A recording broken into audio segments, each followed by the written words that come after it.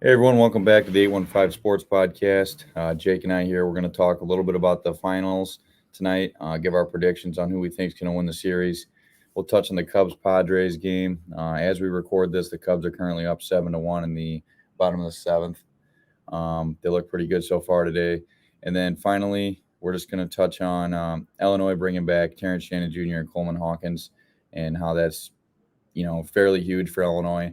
And also, Hawkins will be Brad's first player that he's had all 4 years. 4 years. So it's a good accomplishment not only for Hawkins but also for Brad. So hopefully a good year coming up. So kick it off, Jake. I'll let you go first with your predictions here for the rest of the finals. I think the Nuggets are going to win in 5. I want the Heat to win in 7. They've been underdogs the whole playoffs, right? They were underdogs versus Atlanta. Yep. Then they were underdogs versus who was the second? Well, they played the Bulls, but Right. I'd say more as they got into like obviously Milwaukee. Everybody thought Milwaukee was going to win. That's right. Yeah. And then after Milwaukee, No. after Milwaukee they played the Didn't they play Atlanta?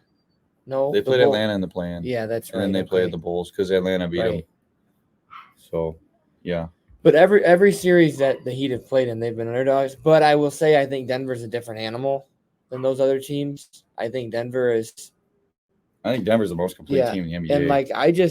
And we don't know much about Denver, right? Because they're always on late. Yep, very late. And they're a Western Conference team, so if they're not televised, you aren't going to be able to watch them unless you have the NBA package. And we don't because we like the Bulls, right? So yeah, we watch the Bulls. We're not going to watch the Nuggets. But from watching them in the playoffs, they look like they're the best team in the league. Yeah, Jokic is clearly the best player. They look unstoppable. They look. They're just so complete. I mean, yeah, they do everything well. Malone's a great coach, and that another thing with just how many coaches have been fired in the NBA. I get that sometimes you need a new face, a new voice. Things like that, but he's been there for nearly a decade now, and this is the first time he's gotten to the finals. Has he been there? Is he the second or third longest tenured coach right now in the NBA? I think he is the second or third. Spolstra's probably first. Right? No, Popovich probably, then Spolstra, and then it might be him. And then because they said something like that. But that's the thing, and in today's NBA, organizations aren't giving you more than 2 or 3 years, right, to turn things around. I mean, look how long we gave Fred Hoiberg. Yeah, it wasn't long. Well, he wasn't the guy, but what I'm saying is, how do we know? I mean, if Denver gave up on him 3 or 4 years into his tenure, and sometimes they drafted tremendously well. They built it all from within. They got Jokic in the second round. They got Murray as lottery pick, Porter Jr. and he fell in the draft. But they're just really good. And then Aaron Gordon's embraced a really, big role there, a different role for him, especially him trying to be a superstar. Yeah, but they're great. Jake said he's got Denver in 5, right? Denver in 5.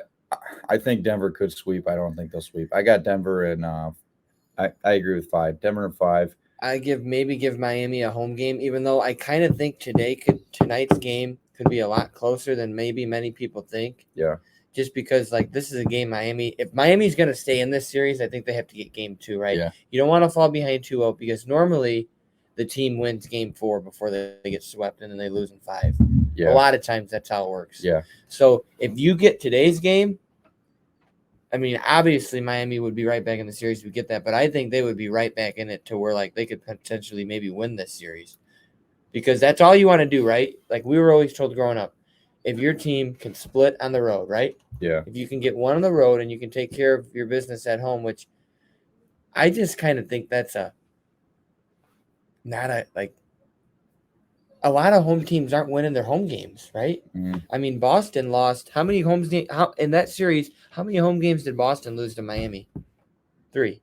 Yeah, they lost all of them. 3. No, they won 1 at home. Yeah, they lost 3. Yeah, you're right, because they were home. They had home court advantage. I mean, take that for how you want to take it. That you want to take care of business at home. It's not happening much anymore.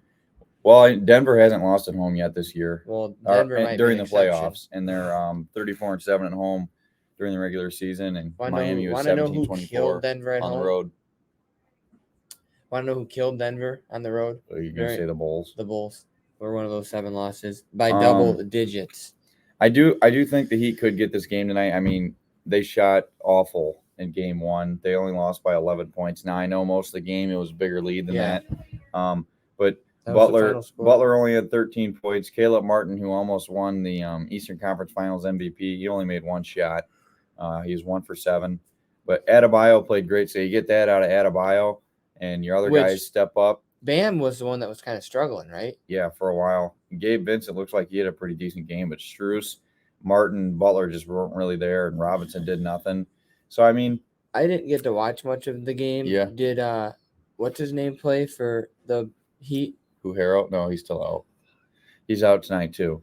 And then I look at Denver, and early on in the game, they just kept feeding it to Aaron Gordon, and he was just manhandling the Heat down there in the paint. So maybe that's what they'll do again tonight. Look at that. I mean, so Denver only plays 8 deep. Did you notice that?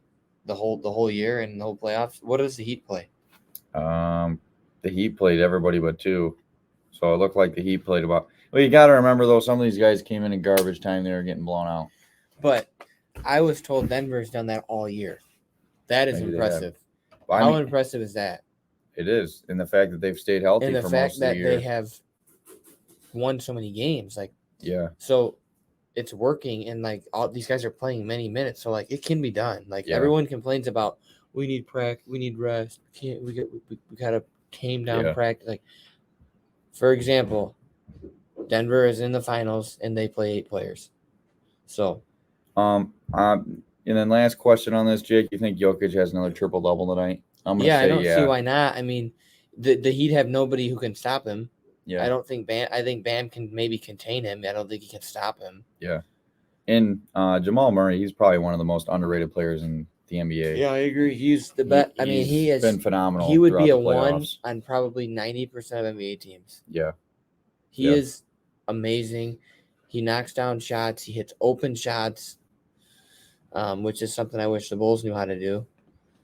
But so who do you got winning? I think you got Denver in 5. I got Denver in 5 tonight. Game 2. Tonight I got Denver. But I do think Denver I do think Miami's gonna play a lot better tonight. Miami. I agree. I think maybe like 10-point game at half. Denver's up. I think Miami might get back into it third, maybe be down 5 for the fourth. Mm-hmm. And I just hope it's a good fourth quarter, right? Because I mean, that's what you want. Yeah. You don't want a sweep in the finals. I mean, that wouldn't be good. Well, I mean, every single time they play one more game, the NBA makes a lot more money. So I don't think it's going to be a sweep. I think it's at least 5. But we'll see how it shakes out. But yeah, I got Denver tonight. I think Jimmy's going to play much better. But I still think just the way that Denver cuts and the plays and the way that Jokic is able to find people, I don't know how Miami's going to be able to contain them. So I agree. We'll see how it goes. Up next, we got the Cubs, the Padres. Like I said, they're playing right now. It's the 8th. Cubs are up 7-1. Yan Gomes has looked amazing today. He's got the homer. Then Mancini went back-to-back. Mancini. Another single for Yan. Amaya had his first homer today. Amaya is 3 for 3. Yeah, which he'll probably sit tomorrow. He will sit tomorrow. Yan will probably sit tomorrow. That is what David Loss does. David, a.k.a. Ross, nicknamed David, a.k.a. Loss. But as it appears right now, I'm not saying the Cubs are going to win today, but if they do, 2 of their last 3. No, if the Cubs blow a 7-1, no, the Cubs should win today, 100%. If they don't, they suck. They do suck. They suck right now, even if they win. But let's talk about they have been playing better over the last week. But they've been playing better because pitching has been out of this world for the last week or 2, right? Yeah. So they've won 4 of their last 6. Barring yesterday's monstrosity of a game where we've got 2 hits, which is disgusting, and it's partly on Ross because of who he threw out there. But the day before, Talion threw. So right, I mean, what did you think Talion was going to do? I thought we were going to lose. I maybe would have said he went 3 and gave up 4. Yeah. The Padres scored 1 run, and I think Talion got through 5. That's impressive because Talion. I think he went. I would think he went. I think he went. Did 6. He go 6? He might have went 6. He pitched really well, surprisingly, because he hasn't looked that good this year. But they beat, going back to the homestand, they beat the Mets 2 out of 3, right? Yep. Get swept by the Reds. That is why I can't say the Cubs have been playing great lately, because you don't get swept by the Reds at home and then beat Tampa 2 of 3. And honestly, And now you're beating them. I mean, San Diego doesn't. They're not over 500, but they're a pretty good team. no, but name wise, San Diego is very good because of who they Soto, Machado, Tatis, list goes Bogarts. on. Yu Darvish. I mean, like this team is stacked, and I have no idea. Like we need to get out of there. Like we need to play tomorrow, hopefully win, and get out of there. But Hendricks goes tomorrow, coming off of a very good start. Yeah, we were at it. No, were we? Yeah, we were. At it. His second start. Like coming off of a good outing. Yeah. I mean, he's got to keep it going, and we need to get out of there because this team's going to get hot, and this team is going to take off, and they're probably going to get a while. I would still bet some money on the Padres to make the wild card. I don't know about the division because they're probably kind of far back, but I don't know. I think the Dodgers are under 500 too. No, they're not. Maybe I saw that. Well, they played. No, I think the Dodgers are like 10 games over 500. Yeah, you're right. And so is Arizona. That's the thing. I mean, San Francisco's right there. So you're 7.5 back. I mean, you can't fall behind much more than that. But I think they're a good team. I don't know how they're struggling. I mean, maybe it's because a lot of these guys they're kind of like the old Cubs, right? They either hit home runs or strike out. Yeah. I mean, Tatis strikes out a lot. Manny Machado strikes out a lot. These guys strike out a lot. But they're also going to hit you the home run ball. And there's going to be games where they kill you. Yeah. Like yesterday. But we need to get out of this. We need to get out of there now. But coming into today, I saw a stat when the Cubs in the first inning that Dansby was 4 for 6 in the first 2 games, and the rest of the Cubs were like 3 for 56. So it seems like Dansby's found something. As of late, Hap's been kind of cold. Nico's still been his consistent self. Nico is like probably my favorite player. He is slowly becoming what you want every player on the Cubs to be like. Yeah. He is the Chicago Cubs standard. Yeah. And you know what? I don't care what some people are going to think. Oh, well, he ain't going to hit 30 home runs. Okay. He's going to probably hit you between 15 to 20. He's going to maybe get you between 75 to 100 RBIs. He's getting on base. His OBP, I don't even know what his OBP is going to be because it's going to be excellent. He plays excellent defense. Steals some bases. And he steals bases. And he's just alert. He's like Dansby Swanson. He makes heads-up plays. Like, he goes to first. He went to Stanford. Very smart guy. Yeah, like, when he is grounding a ball to the first base side and there's a guy running from first to second, he goes to first because it's the easier play. I see so many second basemen try to flip and throw the ball all the way to second, and the guy's safe, and you get no outs. What I'm trying to say is, like, Nico is very smart. Like, he's not going to make a bonehead play, and he hardly ever strikes out, right? Mm-hmm. So he is a Chicago. Him and Dansby Swanson are the Chicago Cubs standards. Yeah. Looking at it right now, we're 6 games back. That is right now. Yeah. That'll change to probably 5. Okay. Well, what did Milwaukee do? Looks like Milwaukee's on a 3-game win streak. Well, did they win today or not? It doesn't say that they've lost yet. So, as of right now, unless they're playing right now, which they might be. So, whatever. They're going to be I think they're probably going to be 5 out, 5.5.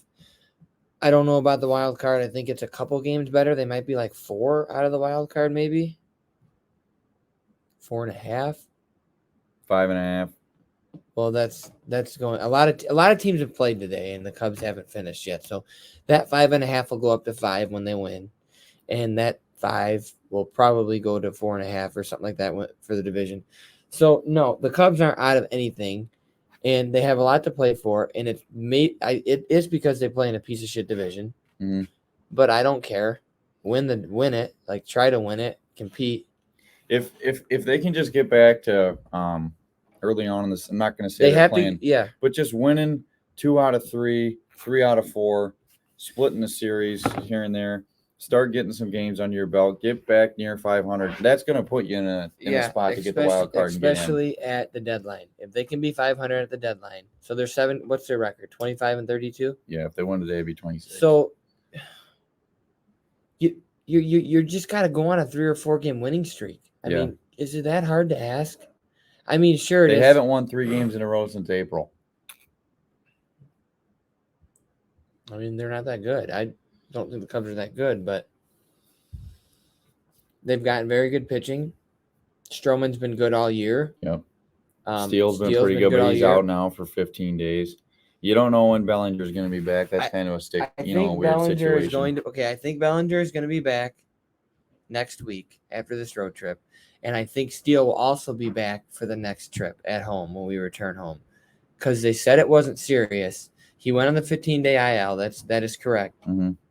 But that started the day he got injured. Mm-hmm. So he's probably already been on it for 3 or 4 days, maybe 5. So, 10 more days would be the next homestand. We'll see. I don't know. And you got to have Steele, right? Can't miss him for more than 1, 2, 3 starts. Can't. Well, he's probably going to miss 3 starts at least. Probably will miss 2. He might make his 3rd start, but. And then last thing, I mean, the Cubs left a lot of guys on against the Rays. They probably could have swept that series. That was one of those games where that's like a season-defining loss, but it could have been a season-defining win because you're playing the best team in the league, right? And you have them on the ropes. You have the bases loaded in the 9th with 1 out. Mm-hmm. Dude literally just has to hit the ball because I think it was Master Boney. So he's probably going to run out of double play because he's got decent speed. And what's he do? He strikes out. That is where you need someone to make contact. And at the time, the Cubs had nobody on. They had nobody on the bench because David Loss, has used everybody because it was extras. So we had to let Miles Mastrobuoni play, or had to let him take the at bat. He was overmatched. Yeah. So hopefully the Cubs finish this game out. I guess maybe playing better. It's hard to say that because the offense has been atrocious besides today, while pitching was good. So when pitching's good, you're going to win a lot of close, low-scoring games. But the offense has got to pick it up like they did today. So I would say they're playing better. I mean, not better by great any means, but better. Hopefully the Cubs finish this one out today, and hopefully we get to see Ross put out more of the same lineup instead of switching up, the lineup out every day, and hopefully we get to see more of them. Yeah, we won't get into David Ross because then we'll be here for an hour. We'll be here for 25 more minutes. Lastly, Illinois bringing back Hawkins and Terrence Shannon Jr., which huge news for Illini Nation. Huge. You're getting back, obviously, some guys who have a boatload of experience. You're getting back your team leader in points, rebounds, and assists, and steals.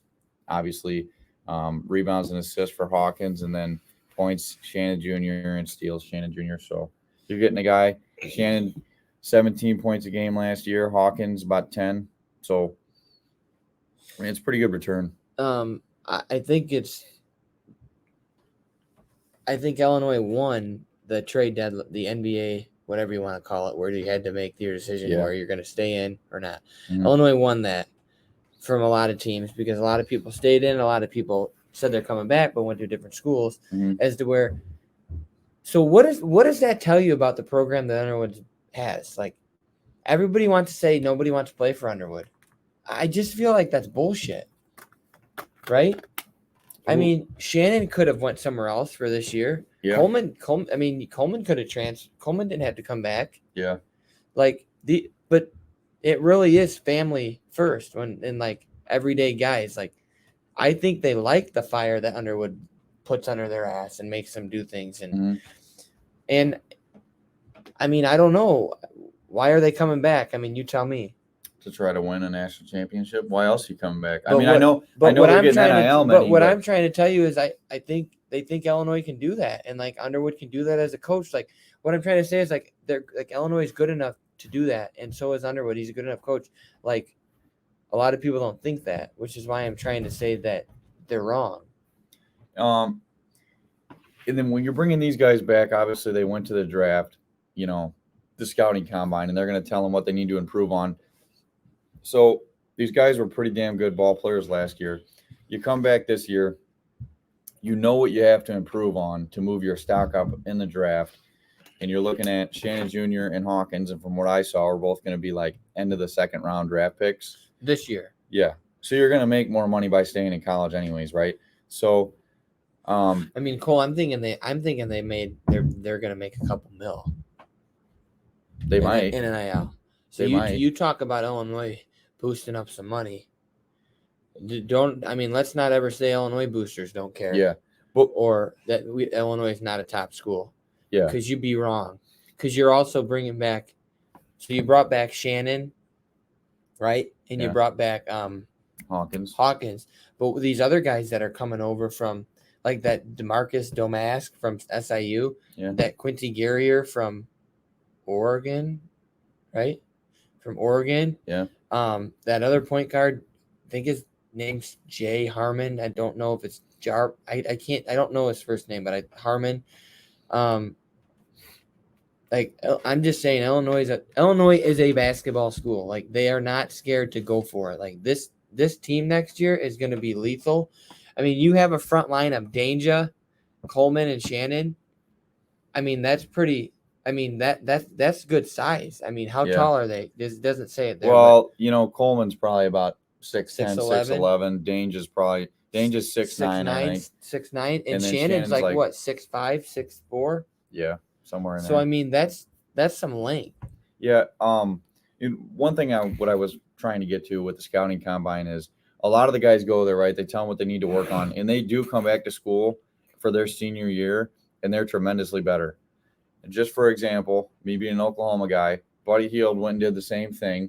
He improved his draft stock like crazy. And went in the lottery. To like what? Yeah, the Final Four. Final Four. Yep. Then they got blown out, but Buddy won like every single award that year for being the best player, most outstanding player. But like he knew what he had to do. Yeah. Like this is my life. Yeah. In the future. Like either I made a couple mil and like that'll be good for 10, 15 years. Yeah. Or can I go to the NBA and make money for my entire family for the rest of our lives? Yeah. So we'll see. I think this team is the second best team in the Big Ten. I say Purdue because Zach Edey is a monster. He's pretty damn hard to guard. Now, that's not saying Purdue can't lose. I mean, obviously they did. Yeah. I think Michigan State is 3. I think Illinois is 2. And that doesn't mean I think Purdue is going to win the Big Ten, because I will have enough orange Kool-Aid juice by October to tell you that Illinois is going to win the Big Ten. I'll say that right now. But Michigan State's 3. And then I kind of think, maybe Indiana's in that 4 range. Yeah. I don't know much about a lot of these other schools yet, because a lot of teams are losing players, right? So we don't know. Dickinson went to Kansas, didn't he? Yeah, Dickinson's gone. So what's Michigan going to be? Kansas, I think Kentucky. Northwestern might be able to be a little bit maybe mid to lower pack, but Illinois is the second best team in the Big Ten. And roster-wise, they might have the best roster in the Big Ten. Yeah. And the most experienced. And I really do think these guys come back. They're going to be better, and I think Illinois is going to see probably another 4 to 5 wins this year. They won 20 games last year. I could see another 4 to 5 wins. Oh, I think the 20, right? They were 20 and 12, and then they lost the tournament game 2013. I think Illinois wins 25 games this year. Yeah. I think they win 25. So they would be like 25-7. That would be a top 10 team. Yeah. And I know that some people don't even have them ranked coming into the year. I don't know if maybe you saw that. Yeah, I seen them being ranked. It is what it is.